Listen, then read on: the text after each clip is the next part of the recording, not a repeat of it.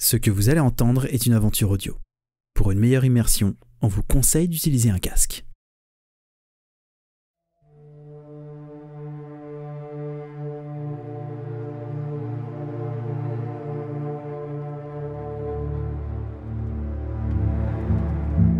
Eric, Léon, vous êtes bientôt arrivé à Bayeux maintenant. Tu sais Eric que vous êtes sur les dernières minutes de votre trajet. Tu repères rien de spécial par rapport à d'habitude.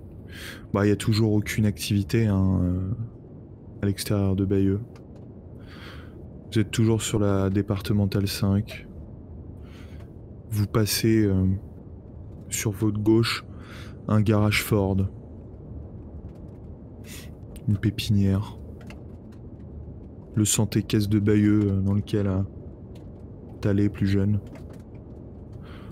Sur votre gauche, l'EHPAD qui s'appelle la résidence Mathilde.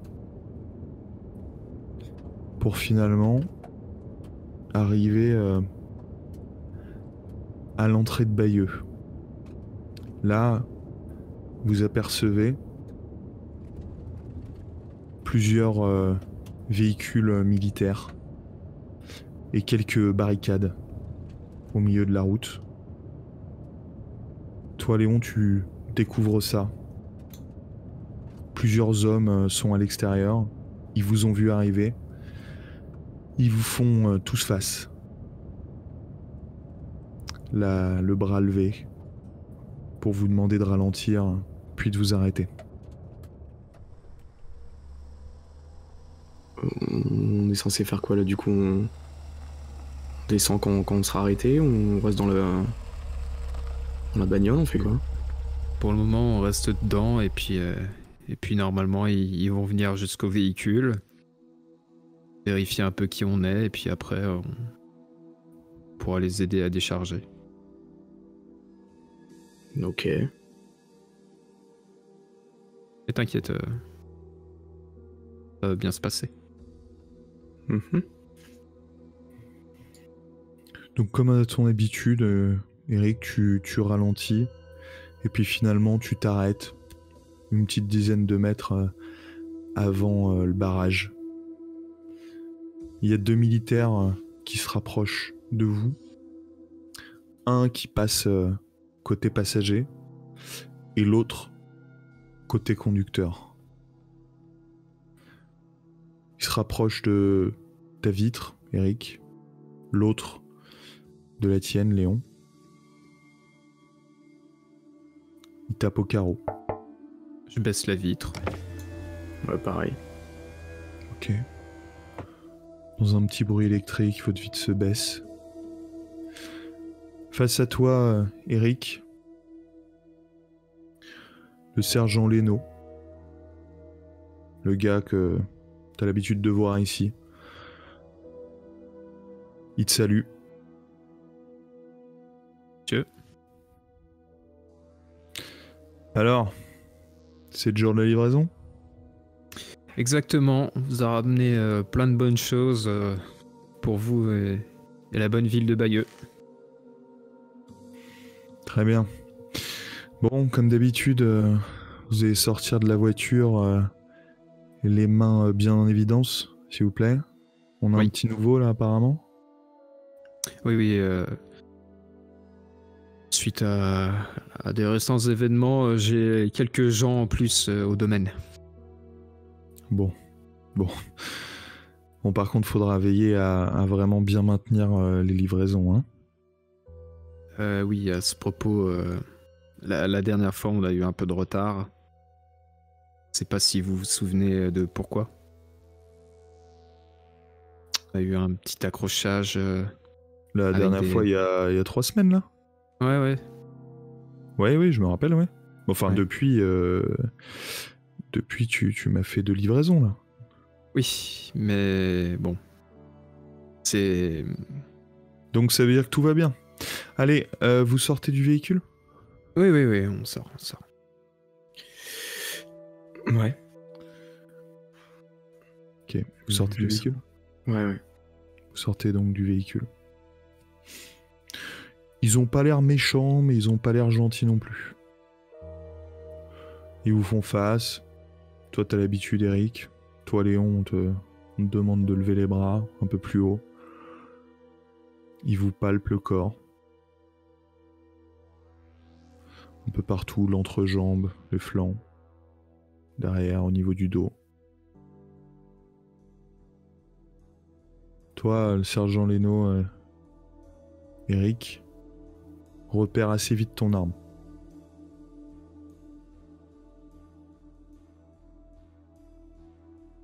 C'est quoi ça?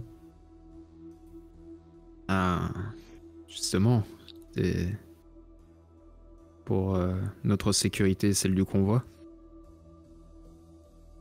C'est-à-dire? Ah, j'ai perdu 2 gars il y a 3 semaines.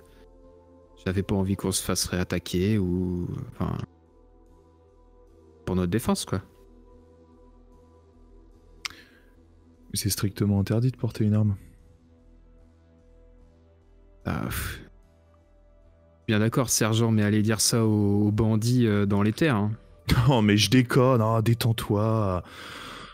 Oh là là, et tu vois, il se tourne vers son collègue, il l'éclate de rire à côté. Bon, Eric, on se connaît, ça va, souffle un peu là. Ouais, non, mais on sait jamais. Non, mais bon, ok, c'était pas très cool de ma part. Bon, allez, c'est bon, vous pouvez baisser les bras.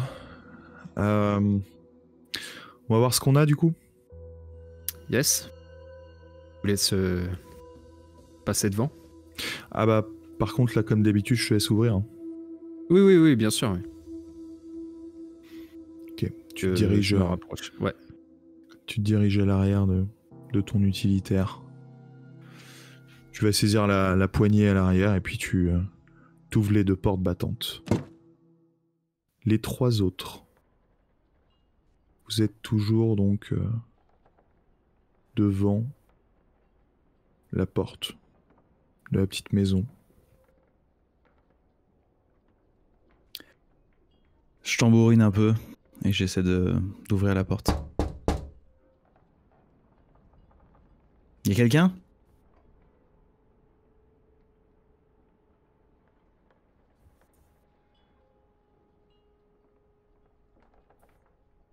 Bon. On va pas aller fouiller à l'intérieur de la maison. On va faire ce qu'on est venu faire, on cherche la cuve et puis... on rentre. Je vais mettre ma main sur la poignée pour voir si la porte est ouverte ou fermée. Il y a un clic, la porte s'ouvre.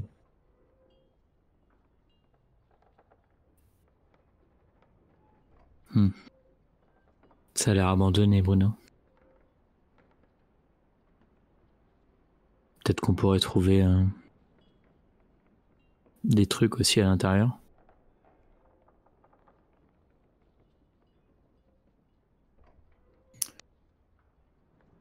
Vous voulez pas qu'on cherche la cuve d'abord? Si, monsieur, c'est comme vous voulez. Je pense qu'on va en avoir pour une bonne demi-heure à tout remplir. D'ici là, s'il y a quelqu'un, vu le barouf qu'on fait... Imaginez 2 secondes, vous êtes à la place de ce type, vous vous barrez. Vous faites quoi en partant? Avec vos clés, avec la porte de chez vous? Vous fermez pas la clé, vous? Là, c'est ça que je trouve bizarre. En plus, la porte a Si pas c'est l'air d'être ouvert. forcée, donc... Et si c'est ouvert et que c'est pas forcé, c'est peut-être qu'il y a quelqu'un à l'intérieur. Et qu'il a la trouille de nous. On explique pourquoi on est là, on essaie de lui troquer quelque chose contre un peu de carburant. La dernière fois qu'on est rentré en se disant il y avait personne, j'ai pris un fusil sur la tempe. Je vous rappelle. Donc, je veux bien qu'on rentre, mais... on fait comme s'il y avait quelqu'un et qu'il est armé, ok? Ou sinon, sans fouiller la baraque, on a juste nos attentions. On voudrait juste du carburant, on est prêt à troquer, et puis si personne se manifeste, on se sert. Je suis d'accord. Ok, va pour ça alors. J'ouvre la porte. Excusez-moi, y a quelqu'un? On est venu pour faire du troc. Et je rentre dans la pièce. Tu rentres dans la pièce. Toute petite pièce. Une entrée. Tu vois sur la droite un porte-manteau avec quelques manteaux imperméables au sol, des bottes crasseuses, des poutres en bois qui maintiennent comme elles peuvent la bâtisse. Il n'y a personne a priori, pas de réponse. Si quelqu'un vit là, il faut qu'on essaie de voir s'il y a des pièces à vivre ou même une cuisine. Si la cuisine est poussiéreuse, c'est que personne ne vit ici depuis quelque temps. Ok, continuons.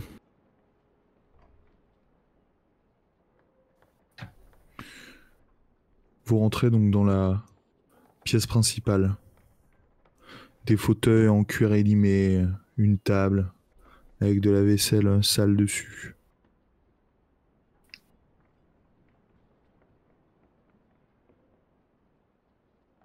Je cherche la cuisine du coup. La cuisine est juste derrière. J'y vais.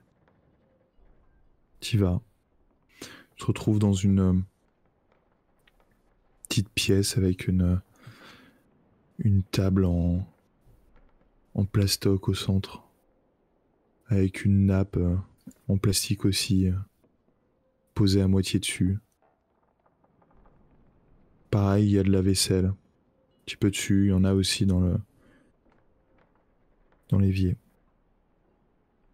Salle, du coup. Ouais. Je regarde s'il y a des bactéries, des trucs qui sont incrustés pour voir un peu combien de temps c'est là. Ça a pas l'air très ancien.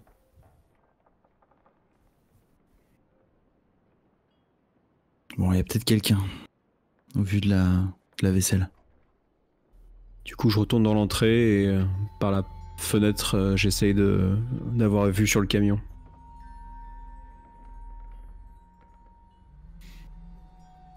Tu regardes. T'as vu sur votre véhicule. Derrière, tu t'entrevois l'entrée. Et à ce moment-là, tu vois une camionnette qui pénètre. Hé Quoi? Il y a du monde qui arrive là. Une camionnette, un véhicule. Oh putain, il faut vite qu'on sorte. Il faut pas qu'ils nous voient à l'intérieur.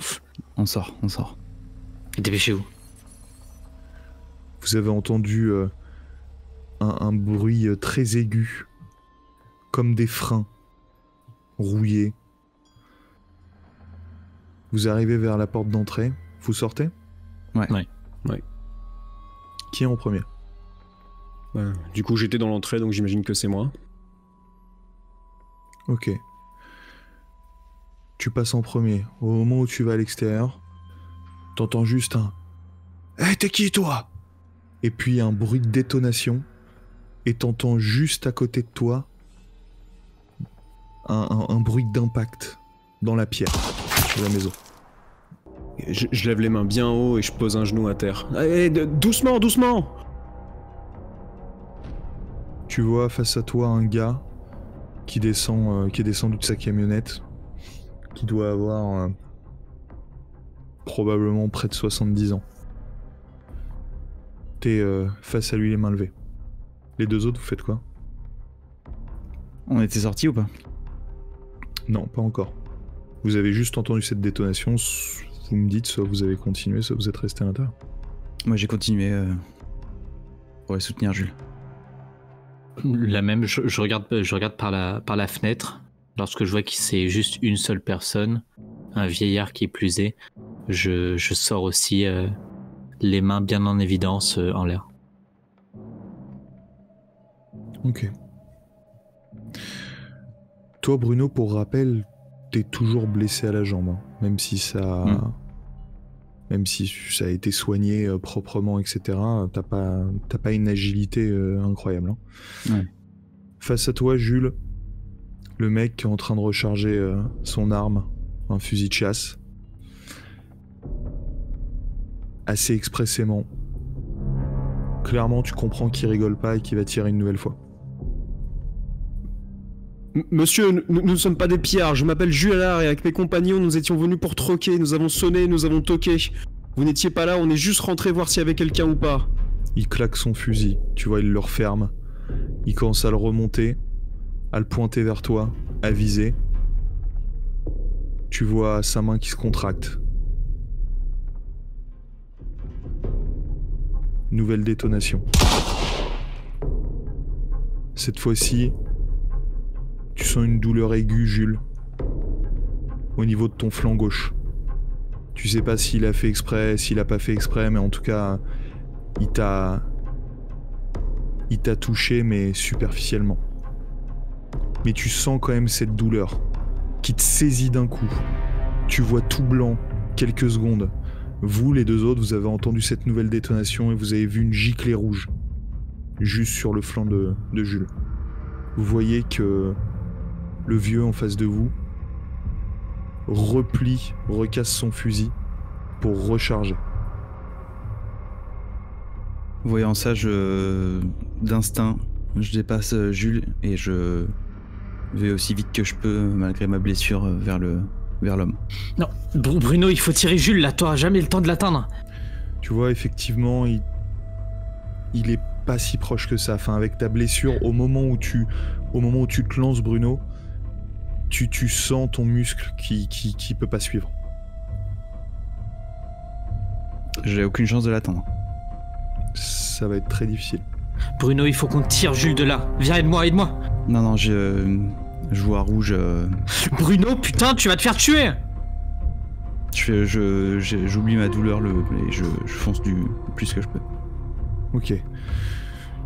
Tu essayes, comme tu peux. T'essayes d'oublier ta douleur. Tu tends tes muscles, tu bandes tes muscles. Puis tu pars à toute vitesse, en tout cas t'en as l'impression. Toi, Arnaud, tu vois donc Bruno se lancer. Pendant une demi-seconde, t'as l'impression qu'il a jamais été blessé. Il y va à toute vitesse, avec conviction, et puis immédiatement après, tu sens que sa jambe le suit pas. Tu sens que ça commence à traîner. Mais il s'arrête pas. Il continue. Que fais-tu, Arnaud ? J'étais en train d'agripper Jules pour le tirer vers l'entrée. Je vois Bruno qui court vers ce vieil homme et j'ai l'impression que le temps se ralentit et je me demande ce que je dois faire. Je reste je reste à l'arrêt quelques secondes et je me dis que ça va mal finir et je cours à la suite de Bruno en essayant d'être sur une autre trajectoire. Ok. En direction du VM. Tu cours à sa suite. Toi, Jules, que fais-tu ? J'essaie de me relever comme je peux. Ok, t'essayes. T'as un coup d'adrénaline qui te permet de te hisser, de te tenir sur tes jambes, mais la douleur s'atténue pas. Tu sens le liquide chaud couler sur ton flanc. Tu vois juste les deux autres, t'as vu ton capitaine s'élancer, la rage au ventre vers l'assaillant. T'as vu Arnaud à sa suite. T'es là comme ça, en train de les regarder impuissants. Est-ce que tu fais quelque chose en particulier ? Je vais essayer de me mettre à couvert et de me bander comme je peux pour juguler l'hémorragie. Ok. Tu te rediriges donc vers la porte ? Si c'est l'abri le plus proche, ouais. Ok. C'est juste à 1 mètre de toi, tu fais comme tu peux, tu te glisses vers la porte. Tu te mets un peu à couvert. Eric, Léon, vous êtes à l'arrière de votre camionnette. Les portes grandes ouvertes. Les deux militaires qui regardent les marchandises comme si c'était leur butin. Ils ont les yeux brillants. Le sergent Leno qui se tourne vers toi. Bon, c'est pas mal tout ça. Je vais demander à quelques gars de le prendre et puis Et puis, nous, on va aller faire un petit tour. Nous, Bah, nous, quoi. ok. Y a un Ouais. problème? Non, non, non. Tu sais, juste pour parler. Ok. Est-ce que quand il me dit ça, je sens que c'est étrange? Il me l'a déjà fait ou c'est la première fois?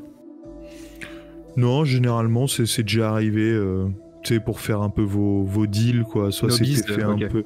Soit vous le faisiez directement au niveau de la camionnette quand il était seul, mais là, il y a un de ses collègues, tu sais pas trop s'ils savent, les autres s'ils savent pas, mais voilà, là, il te fait un peu avec un clin d'œil. Voilà, c'est pour l'échange. Ok. Après, ouais, je sais que c'est un peu un blagueur et tout. Je suis pas forcément toujours sur la même longueur d'onde. Je comprends pas toujours quand il sous-entend des choses ou quoi. Donc je vais faire ok, bah je te suis alors. Ouais, bah... Mon pote nous suit ou il reste à la camionnette? Non, bah on va y aller que tous les deux. Ok. Oh Léon, tu gardes un œil sur le bijou? Non, non, mais on va prendre la camionnette surtout. Le Léon, là, c'est comme ça que tu t'appelles, bah, il va rester là. Léon, tu nous aides à débarrasser là, enfin à décharger? Avec grand plaisir. Commencez à décharger du coup l'utilitaire. Vous descendez toutes les cagettes, etc. Et puis sauf quelques-unes au fond. Bon, bah du coup je monte passager. Eric, tu me conduis. On va au parking à côté là. Très bien, on fait ça. Il monte avec toi. Tu démarres. C'est vraiment bizarre, hein. Tu sais, à chaque fois, tu te fais la même remarque. Quand il monte avec toi, c'est devant ses gars. Tu comprends pas trop le truc, quoi. C'est pas très subtil. Mais bon, tu te poses pas trop de questions. Tu démarres et puis tu rejoins à 200 mètres. Il y avait un parking. Tu rentres dedans, c'est un très très grand parking qui est là, complètement vide. Toi, Léon, est-ce que tu fais quelque chose en particulier? T'es face aux cagettes Je suis avec d'autres gardes, du coup. D'autres militaires, ouais. Ouais, d'autres militaires, ouais. Vous savez ce qu'ils font, là? Il se passe un truc? De quoi? Bon, je sais pas, il y a Eric et... bah, votre collègue, là, qui sont éloignés. Oh. Oh non, on n'avait pas eu, non. Ok, bon. Juste, j'en profite, je suis nouveau, ça fait longtemps que je suis pas venu à Bayeux. Il y aurait moyen de voir l'intérieur, comment ça se passe? L'intérieur de Bayeux? Ah bah oui, l'intérieur de Bayeux, oui. Ah ouais, non, personne rentre, personne sort. Là. Personne rentre, personne sort. Il y a une raison particulière? Juste une question de sécurité, il n'y a pas de mystère à l'intérieur, hein, t'inquiète pas, il n'y a pas de zombies, il n'y a pas de... c'est juste une question de sécurité, c'est pour ça qu'on approvisionne, c'est pour que les habitants de Bayeux puissent survivre, que je crois, mais bon après, voilà, nous on n'est pas tout en haut, hein, mais c'est pour maintenir une certaine activité quand même dans les grosses villes pour pas que... Enfin voilà quoi. Ouais, bah après j'imagine, vu que ça fait quand même pas mal de temps que c'est la merde, y a personne qui demande à sortir. Au moins pour voir ce qui se passe, il y a sûrement des gens qui ont des proches dehors, ils ont juste pas le droit de sortir. Bah écoute, moi je sais pas à ta place, mais bon, je suis dans une ville, il y a des militaires à chaque entrée-sortie, avec des gros FAMAS, etc. Bon, moi perso j'essaierai pas de sortir, mais... Bah... ouais, mais tout le monde n'est pas toi. Enfin, je pose juste des questions, hein. Désolé si je suis un peu chiant. Tu vois qu'il explose de rire. Ouais, il se baisse, il récupère une cagette. Bon, très bien. Je soupire et puis j'aide au chargement, au déchargement, à la manutention, quoi. Ok. Toi, Eric, du coup, vous êtes garé au parking. Il se tourne vers toi. Bon, alors, Tu m'as réservé quoi?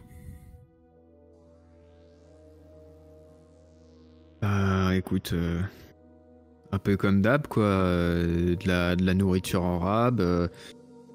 J'ai pas eu grand chose dernièrement dans les recherches ou quoi, donc j'ai donné un peu en extra de ce que la ville va recevoir, quoi. Ok, bah on va aller voir. Ouais. Tu vois que lui de son côté, il s'était saisi d'une sorte de sac, tu sais, comme un sac de sport, mais militaire, quoi. Alors, bah vas-y, ouvre les portes. J'ouvre les portes, je vais au fond de l'utilitaire et puis je ramène un peu le reste de marchandises qu'il y avait. Et je lui fais la présentation. Donc là, bon, c'est encore un peu la saison, mais on arrive au bout. Les poireaux, un peu de carottes.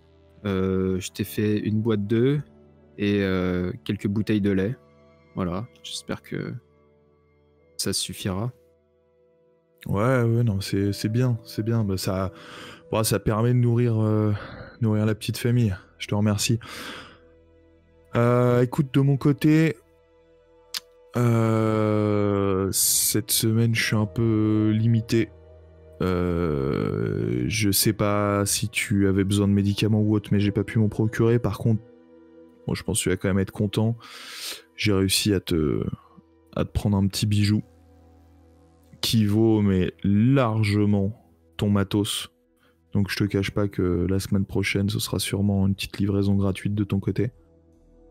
Ok. Tu vois qu'il ouvre le sac et tu vois un FAMAS flambant neuf avec plein de munitions. Wow. Ok, Ouais. mais ça va pas erreur d'inventaire, on va dire. Ok. Tu crois que je vais me mettre en risque pour tes beaux yeux et pour 3 œufs? Non, là on est en train de créer une relation tous les deux de confiance et voilà. Donc là je t'offre un bel objet, avant c'était quelques Doliprane, etc. Là je t'offre un bel objet et puis du coup je sais que tu vas penser à moi les prochaines fois et que tu... Voilà, que tu mettras un peu plus du tien dans les livraisons. Ça dépend, tu t'attends quoi? Enfin... Est-ce que je peux... Enfin, j'ai ma communauté aussi à nourrir. Les livraisons à Bayeux sont quand même assez conséquentes. Je peux essayer de te donner plus, mais je pourrais pas non plus doubler, tripler ta réserve, quoi. Bah, écoute, on verra. Après, tu sais, je t'ai déjà dit, hein, on travaille en confiance. Hein. Moi, tu sais, il y a quelques semaines, je t'en avais parlé, bah justement, la fois où t'étais pas venu. Hein. Voilà, moi, je voudrais pas en arriver à mon supérieur qui me dit de réquisitionner ton domaine, quoi. Tu vois ce que je veux dire? Ouais, je vois. Voilà. Bon, on y retourne?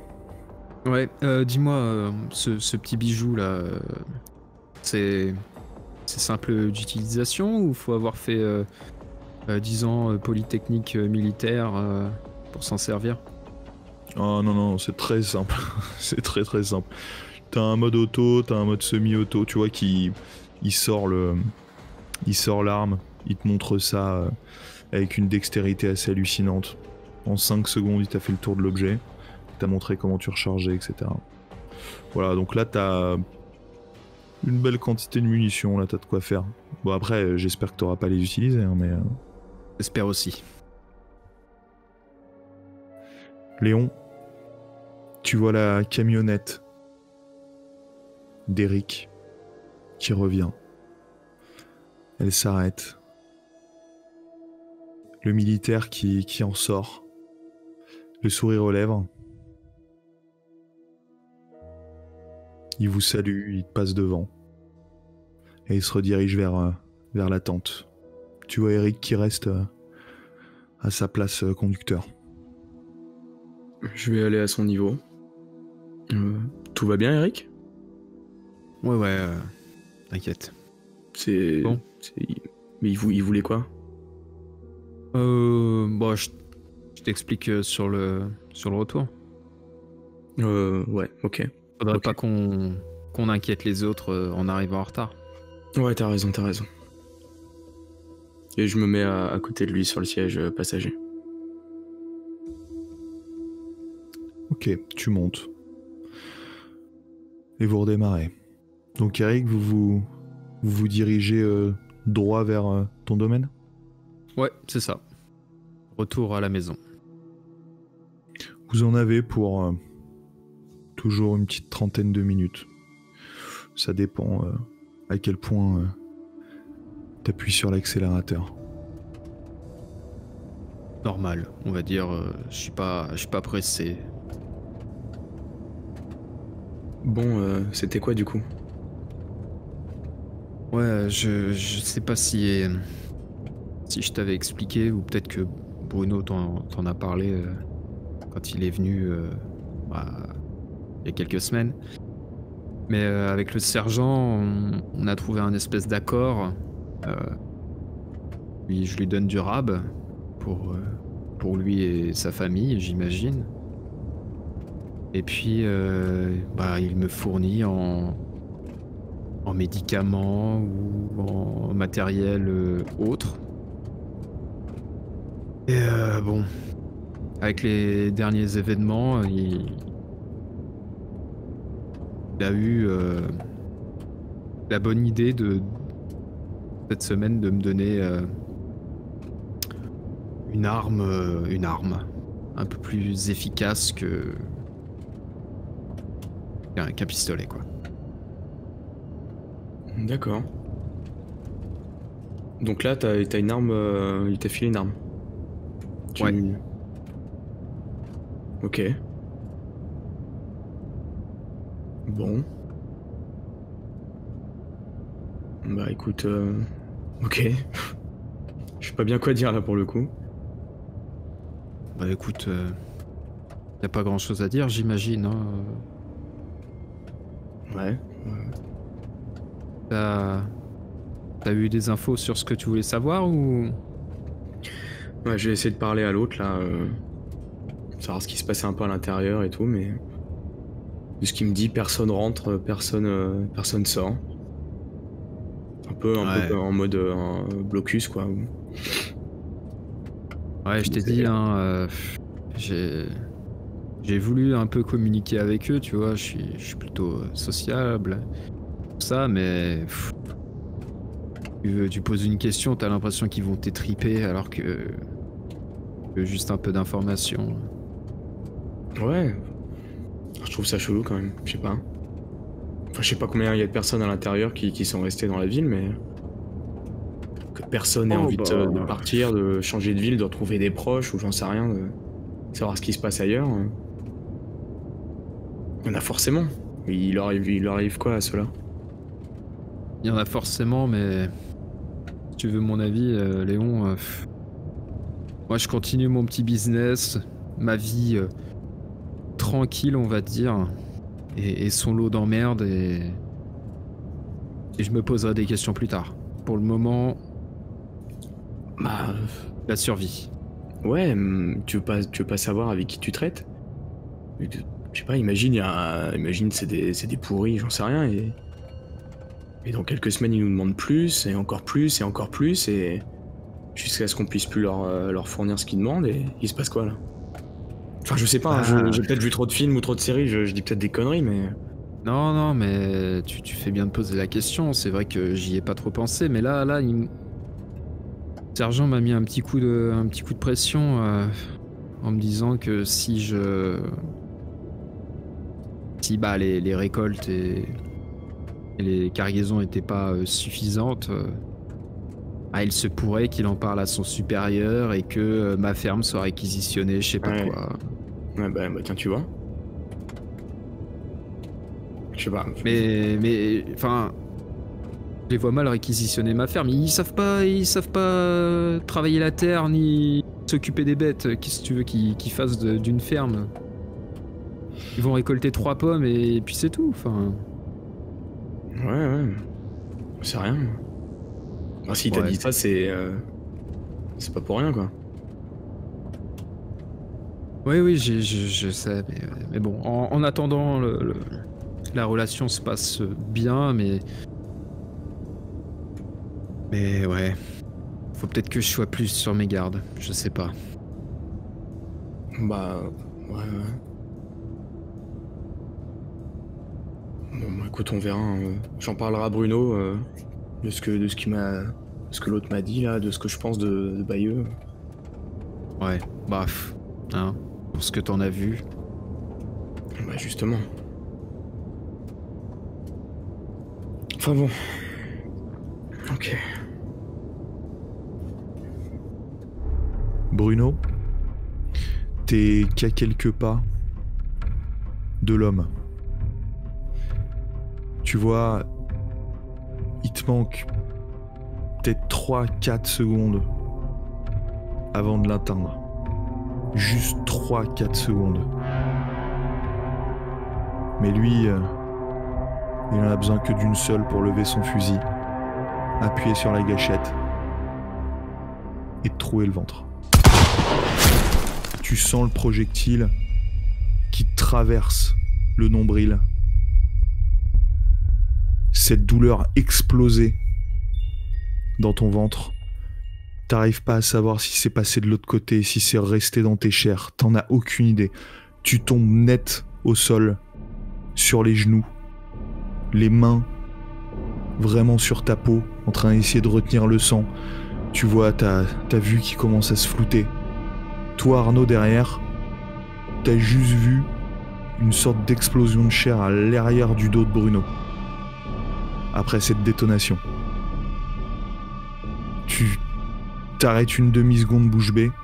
Que fais-tu derrière ? Je pousse un cri et je me rue sur le vieil homme. Ok, tu te rues sur lui. Que fais-tu en particulier ? J'essaye de le charger au niveau du ventre. Je veux le faire tomber. Je veux l'amener au sol, le plaquer au sol. T'arrives sur lui, c'est pas très compliqué. Il était encore dans son tir. Tu lui tombes dessus, tu plaques au sol. Il se débat.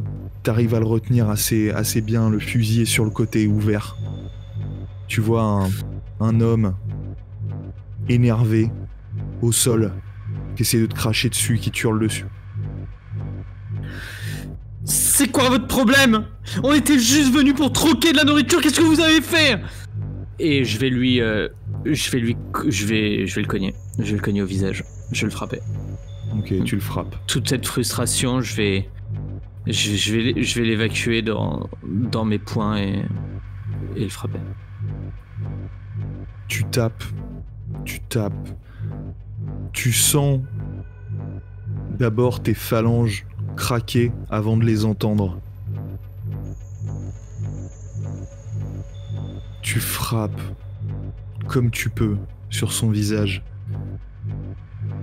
T'as l'impression qu'il se déforme sous tes coups. Tu vois cette couleur rouge qui commence à apparaître autour de ses yeux, autour de ses lèvres. Son nez qui se plie. Jules, t'as entendu une deuxième détonation. Et puis Arnaud hurler. Que fais-tu ? Jette un coup d'œil à l'extérieur, voir ce qui se passe. Tu vois Bruno au sol et Arnaud sur l'homme à califourchon en train de le frapper au visage. J'abandonne l'idée de me penser, je me relève, j'applique le maximum de pression sur ma plaie pour éviter que ça saigne et je commence à avancer vers Arnaud. Tu t'avances vers lui. Tu passes juste à côté de ton capitaine qui est au sol pour arriver au niveau de ces deux masses en train de se battre. Tu vois Arnaud comme tu l'as jamais vu. Il a le visage contracté, tout rouge, les poings serrés.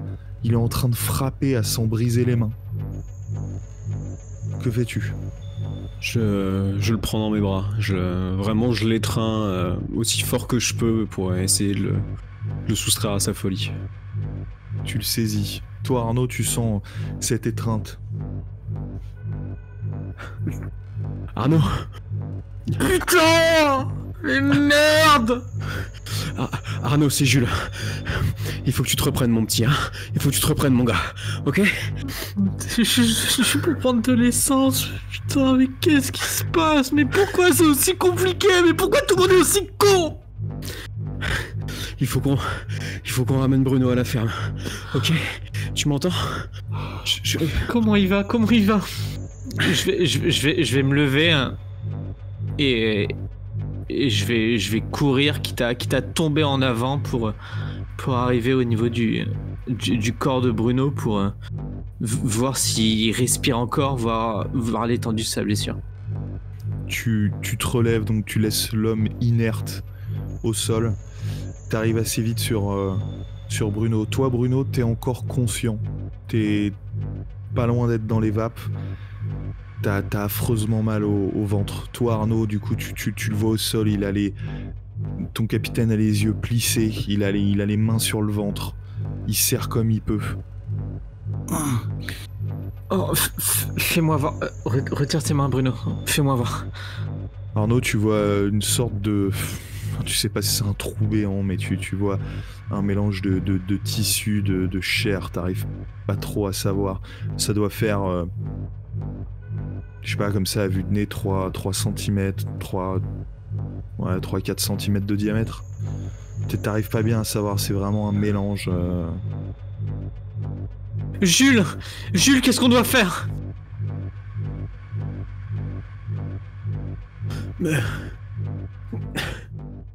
Mets de la pression sur la plaie. Je vais l'écouter sans réfléchir. Je vais joindre mes deux mains et essayer d'appuyer avec mes paumes. T'appuies comme tu peux sur le ventre. Sur cette pression, Bruno, tu sens comme un courju, tout d'un coup, cette douleur qui passe à travers ton corps. Ça te rassure quelque part, ça veut dire que t'es là, que t'es vivant, que t'es réveillé, que tes nerfs fonctionnent encore. Tu vois ton ami qui est sur toi en train d'appuyer comme il peut sur ton abdomen. Oh putain. Putain.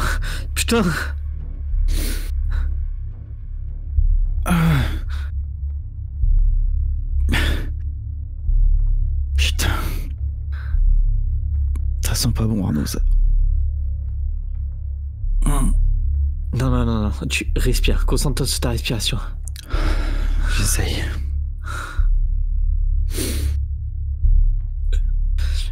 Jules, tu peux faire la pression à ma place. Il doit y avoir une pharmacie ou quelque chose chez le vieux. Là, je vais aller voir là. Arnaud, tu penses vraiment qu'il y a de quoi soigner un truc pareil? J'en sais rien. Jules, s'il te plaît, dis quelque chose.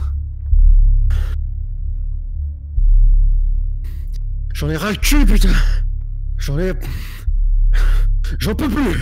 Je cherche le premier truc un peu lourd, là, une grosse pierre, quoi que ce soit, à côté du cadavre du vieux. Tu trouves un gros pot en terre. Je lui écrase sur la gueule de toutes mes forces. Toi, Arnaud, tu t'étais tourné vers Jules. Tu le vois saisir un pot et l'éclater sur le crâne du vieux. T'entends un craquement, puis une sorte de bruit un peu mou, visqueux. Le pot qui se brise. Mais Jules, il faut s'occuper de Bruno, là. Il faut s'occuper de Bruno. Ouais. Ok. Aide-nous à monter tous les deux dans la bagnole. Je vais faire pression sur la plaie pendant que tu conduis vers la ferme, ok? Non, Bruno, ça... Il faut... On va te déplacer, on va te mettre à l'arrière du truck. On va y arriver, d'accord? Juste un dernier effort. Bruno. Je sais pas, Arnaud. Jules, prends-le au niveau des jambes. Je vais le porter au niveau des épaules. J'ai la force de porter quelqu'un? Ouais, là, t'as toute ton adrénaline, tu te poses même pas la question. Ok, je m'exécute. J'aide Arnaud à porter Bruno. Ok. Vous le saisissez à deux, vous le portez, pour vous c'est un poids plume. Toi Bruno, tu sens plus grand chose. Tu dois juste t'élever dans les airs. Puis tu sens qu'on te pose à l'arrière du véhicule. Tout est assez flou, t'entends des bruits cotonneux. Même les vibrations te semblent lointaines. Tu sembles distinguer les deux portes de la voiture qui claquent au loin. Un vrombissement de moteur. Tu sens ton corps balloter un peu à droite à gauche. T'as les yeux qui se ferment, que tu rouvres d'un coup. T'as envie de vivre. Puis ils se referment un peu plus longtemps. Tu les rouvres. Tu vois au-dessus de toi le ciel bleu. Ton corps qui ballotte toujours à droite à gauche. T'aperçois juste à côté de toi Jules qui était monté à l'arrière. Il a l'air de te parler, il te soutient, il essaye de te retenir. Ton corps qui roule encore, sûrement à un autre virage.